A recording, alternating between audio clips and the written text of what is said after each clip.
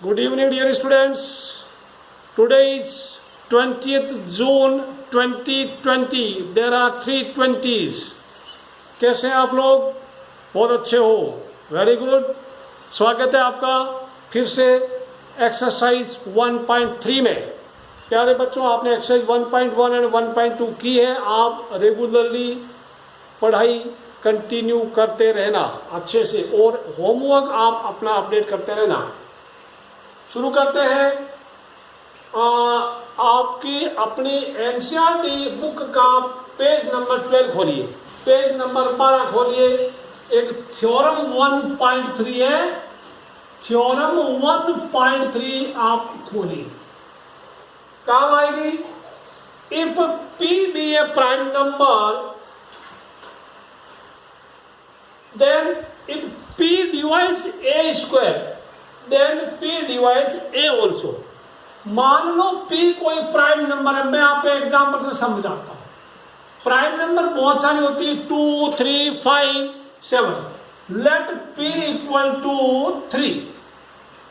Now P divides A square. A is any number and A को मैं लेता हूं 6. P डिवाइड्स यानी 3 divides 6 square implies that 3 divides 6 also.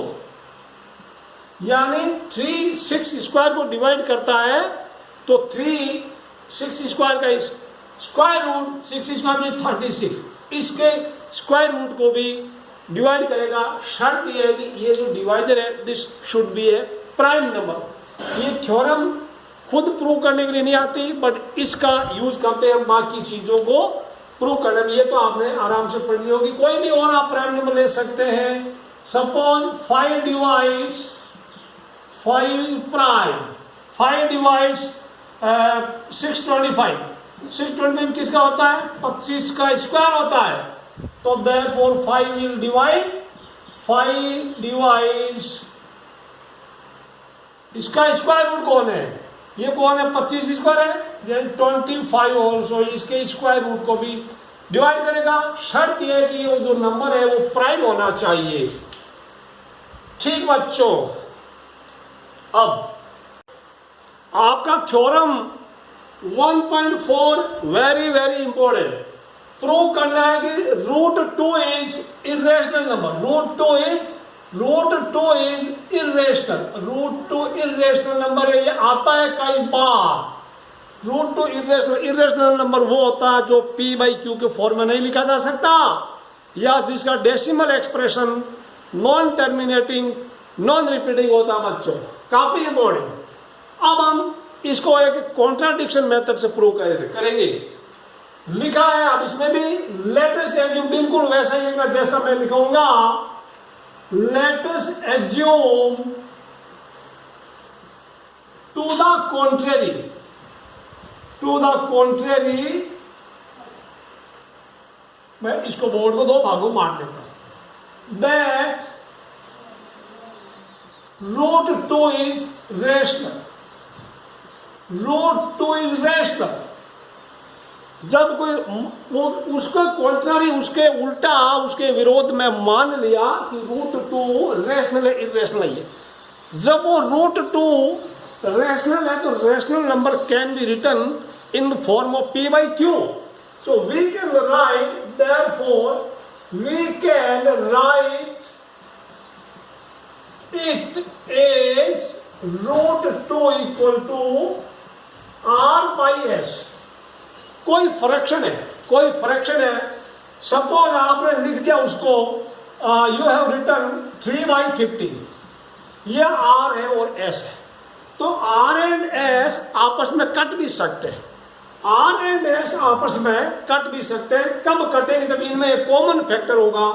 In the common factor 3 है, वो तो 3 से ये भी कटता, ये भी कटता, तो इनमें भी हो सकता है. यानी इनको काटने के बाद क्या हुआ? 1/5 बन गया. काटने के बाद 1/5 बन गया. यानी अब ये और किसी नंबर से नहीं कट सकते. तो जब ये सिंपलेस्ट फॉर्म में या लोवेस्ट टर्म में होते हैं, तो 1/5 में तब इनको बोलते हैं 1 and 5 आर को प्राइम। वो को प्राइम है, को प्राइम नंबर वो होता है जिनमें आपस में वो और किसी सेम नंबर से नहीं कट सकते। को प्राइम का मतलब ये नहीं कि दोनों ही प्राइम हो। मैं लिख दूंगा 6/7, तो 6/7 आर ऑल्सो को प्राइम। 6 प्राइम नहीं है, 7 प्राइम है। मैं फिर से बोल रहा हूँ, को प्राइम का मतलब यह नहीं कि दोनों प्राइम नंबर हो, यानी दोनों किसी सेम नंबर से नहीं कट सकते, वो को प्राइम होता है।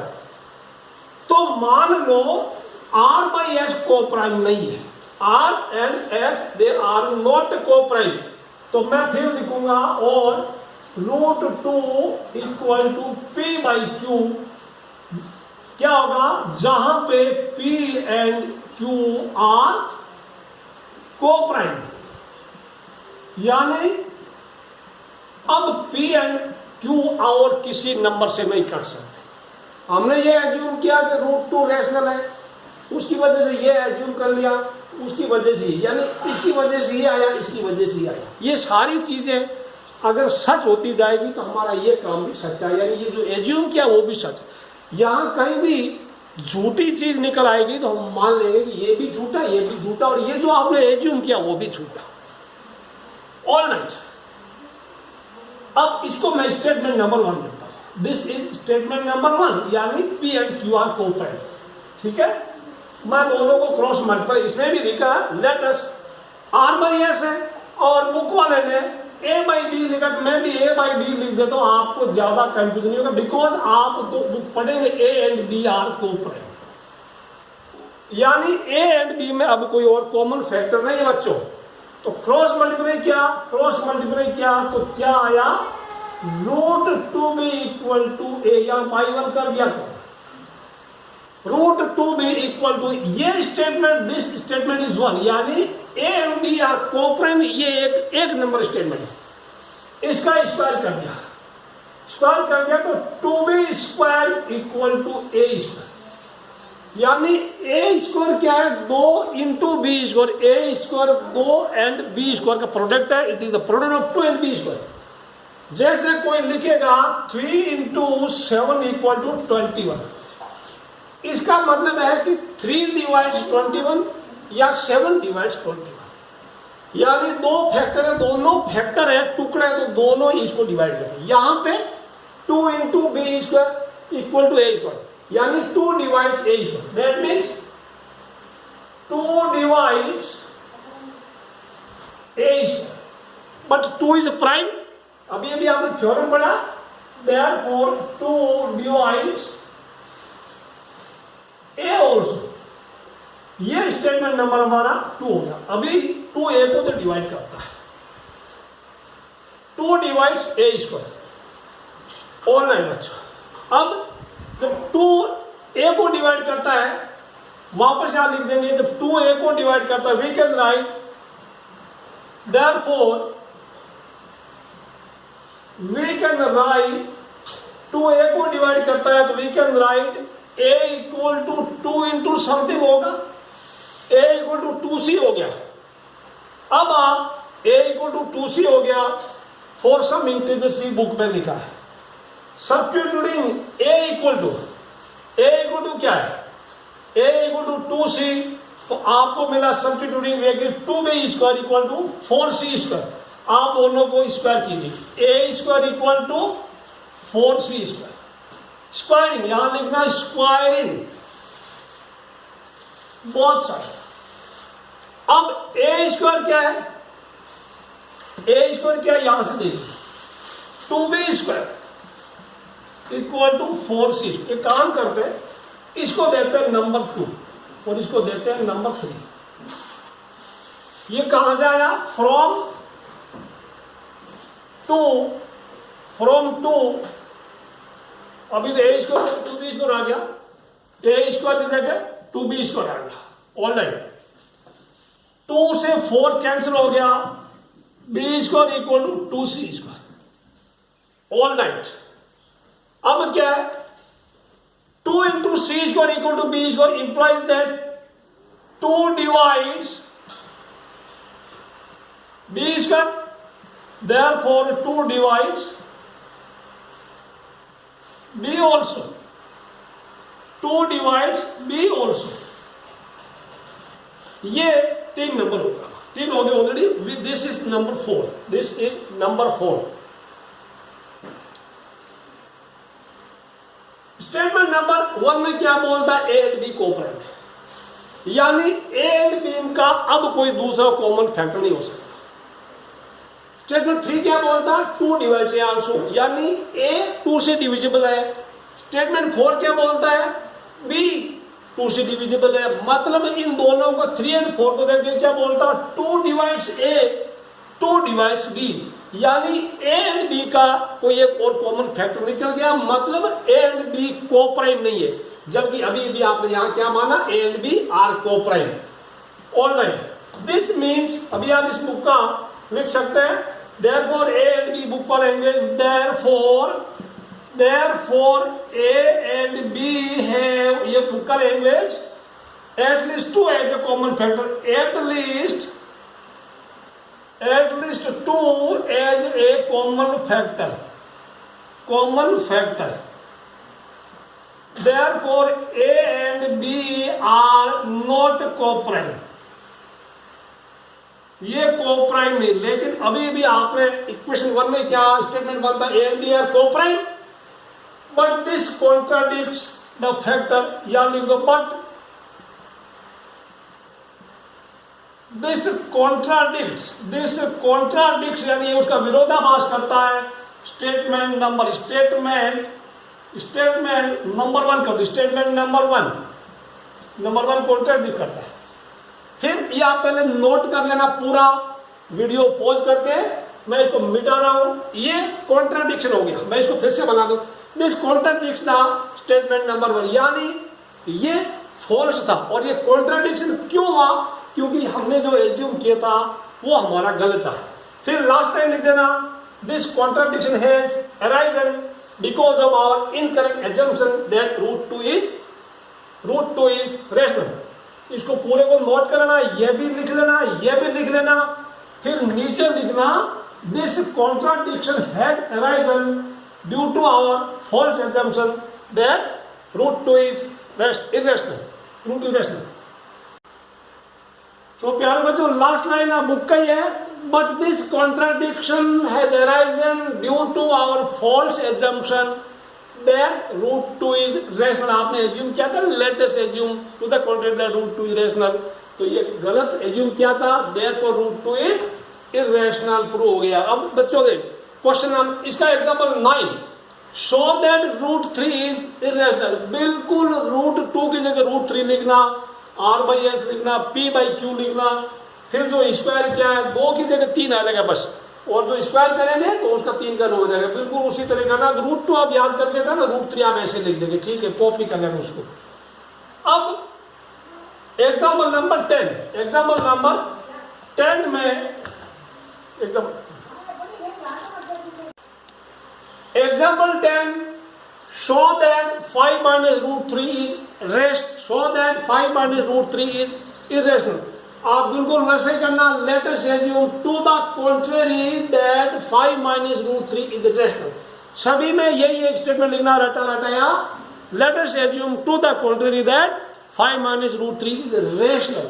तो आप आप अभी r/s वगैरह वो मत लिखना, सीधा लिखना 5 minus root 3 इक्वल a/b, जहां a and b are coprime. अभी और नहीं कर सकते किसी से।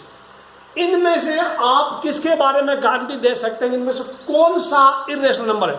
क्लियरली रूट 3, देखो रूट 2 रूट 3 ऐसा है ना, रेडिकल साइन वाला रूट 6, ये जो परफेक्ट स्क्वायर नहीं है उनके ऊपर रेडिकल साइन है, दे आर प्राइम नंबर। तो यहाँ पे रूट 3 प्राइम है। आप रूट 3 को अकेला कर दो, बाकी सारी क्वांटिटीज या बाकी सारा कचरा राइट में फेंक दो उठा के, तो -√3 a/b -5 को इधर ट्रांसफर कर दिया, दोनों तरफ -1 से मल्टीप्लाई किया, मल्टीप्लाइंग बाई -1, सो दैट ये प्लस का बन गया, ये माइनस का बन गया, ये प्लस का बन गया। √3 = 5 - a/b। b यहाँ पे एलसीएम ले लिया है, b एलसीएम लिया तो ये क्वांटिटी आ गई। अब बच्चों देखो a एंड b इंटीजर है, वो कोप्राइम है बट दे आर इंटीजर। तो दो इंटीजर्स का आप आपस में मल्टीप्लाई कीजिए, डिवाइड कीजिए, सब्ट्रैक्ट कीजिए, कुछ भी ऑपरेशन करेंगे तो इंटीजर्स का ऑपरेशन हमेशा रैशनल होगा।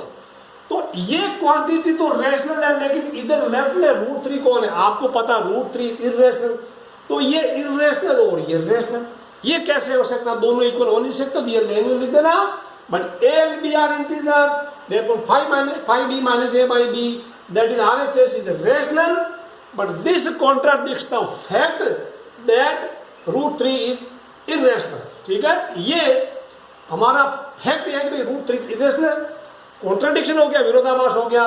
फिर आप लिखना वही कहानी, this contradiction has arisen, this contradiction has arisen, या आप अराइजन वर्ड डाल दें, ARISEN, due to our false assumption that 5 minus √3 is rational, hence 5 minus √3 is irrational, hence proved। बच्चों, let us move on to the example number 9।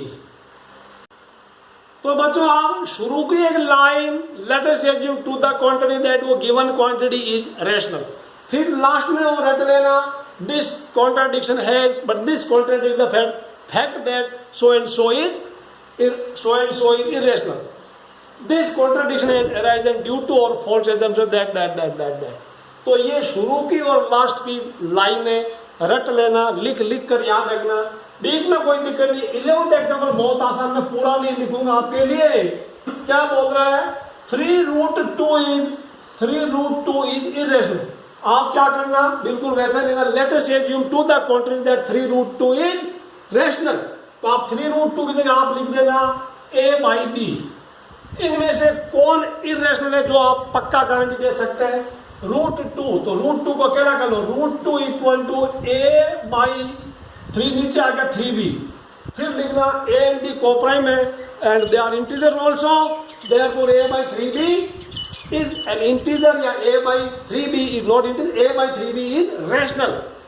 This contradicts the fact that √2 is irrational, and or this contradiction has arisen due to our false assumption that 3√2 is rational, hence 3√2 is irrational। इसी तरीके से prove करना। Question number 1, √5 को आप ऐसे करेंगे, irrational prove करना, तो बिल्कुल √2 की जगह जहां उसमें 2 था वहां 5 आ जाएगा, बिल्कुल उसी की तरह आप चलते जाना, आपका आंसर आ जाएगा। क्वेश्चन नंबर 2, क्वेश्चन 2 करना बच्चों। आपको देखो एक एग्जांपल मैंने 10 पूरा लिखवाया और √2 पूरा लिखवाया।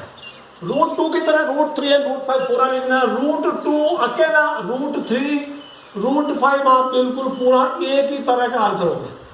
बाकी जितने भी होगा ना रेशनल प्लस इरेशनल या रेशनल इंटू इरेशनल, ऐसा कुछ होगा। तो अभी एग्जाम्पल 10 की तरह है, उनमें से कोई इरेशनल बना करेगा। एग्जाम्पल के लिए मैं अभी क्वेश्चन नंबर 2 कराऊंगा। क्वेश्चन 2 बिल्कुल स्टेटमेंट आप सेम रखना। क्वेश्चन 2 में क्या दिया है? 3 + 2√5 ये दिया है, इसको इरेशनल प्रूव करना है। बिल्कुल वही लिखना, मैं अभी इसको कराऊंगा नहीं, आप होमवर्क है। लेट अस assume, मैं लिख रहा हूं, सॉरी मैं बोल रहा हूं, आप लिख लेना।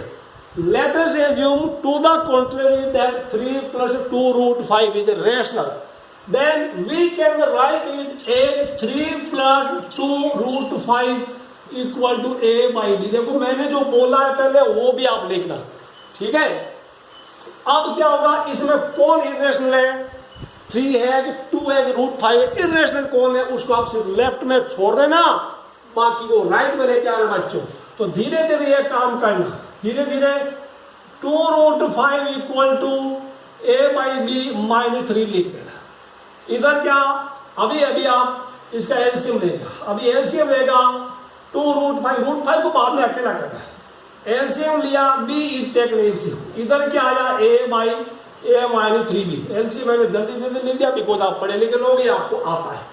√5 क्या हो गया? √5 क्या हो गया? √5 इज a -3b by 2, नीचे आएगा 2b। आप लिख देना, but a and b are integer, therefore a -3b by 2b is rational.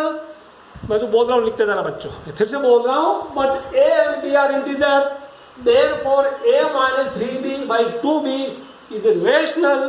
This contradicts the fact that √5 is irrational, this contradiction has arisen due to our false assumption that 3 plus 2 root 5 is rational. Therefore, 3 plus 2 root 5 is irrational. Hence proved. Question number 3. Exercise 1.3 का question number 3. Part 1. बिल्कुल उसी का, since this is the division of rational and irrational. जब rational और irrational mix क्या होता है, आप रूट 2 की तरह लंबा मत करना उसके बच्चों, आप सिर्फ वैसे मैंने एग्जाम्पल 10 करवाया उसी की तरह करना, ठीक है। उसमें इर्रेशनल नंबर को छांट करके अलग कर लेना। तो क्या लिखा, आप लिखना लेट अस एज्यूम, मैं बोल रहा हूं let us assume to the contrary that 1/√2 is rational.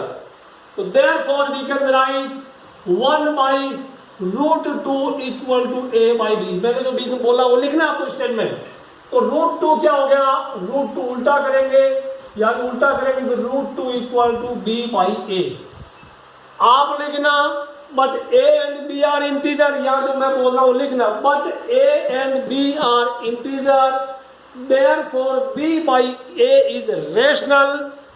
This contradicts the fact that √2 is irrational. This contradiction has arisen due to our false assumption that 1/√2 is rational and 1/√2 is irrational. Hence proved. इसका part 2 है, फिर वही कहानी। Let us assume to the contrary that 7√5 is rational. We can write 7√5 equal to a/b. इनमें से कौन guarantee के साथ कह सकते हैं कि कौन इसमें इरेशनल है, √5 इरेशनल। तो √5 equal to a/7b, a/7b, but a and b are integers and the quotient of two integers यानी in division, the quotient of two integer is a rational number, therefore a/7b is rational. This contradicts the fact that √5 is irrational. This contradiction has arisen due to our false assumption that 7√5 is rational, hence 7√5 is irrational. प्यारे बच्चों, आ गया third और आखिरी आज का third part, exercise 1.3 का third part, third 6 plus √2, वही कहानी। Let us assume to the contrary that 6 plus √2 is rational. आप लिखेंगे 6 plus √2 की जगह a/b। √2 क्या हो गया, a/b -6। फिर आप लिख देना √2 की जगह taken one LCM, sorry b is LCM, b LCM लिया, क्या आया a-6b। आप लिखना but a and b are integer, therefore a-6b by b is rational. This contradicts the fact that √2 is irrational. This contradiction has arisen due to our false assumption that 6 plus √2 is rational. Therefore 6 plus √2 is irrational. प्यारे बच्चों important है, इसलिए important मैं बता देता हूँ। Theorem 1.4 √2 irrational prove करना, example 10 करना, क्वेश्चन नंबर 2 करना है, क्वेश्चन 3 का पार्ट 3 करना है। तो एक्सरसाइज 1.3 आज यही समाप्त होती है। वीडियो को लाइक करना, शेयर करना, सब्सक्राइब करना और कमेंट जरूर करना प्यारे बच्चों। पढ़ते रहना। All the best, good luck, bye bye.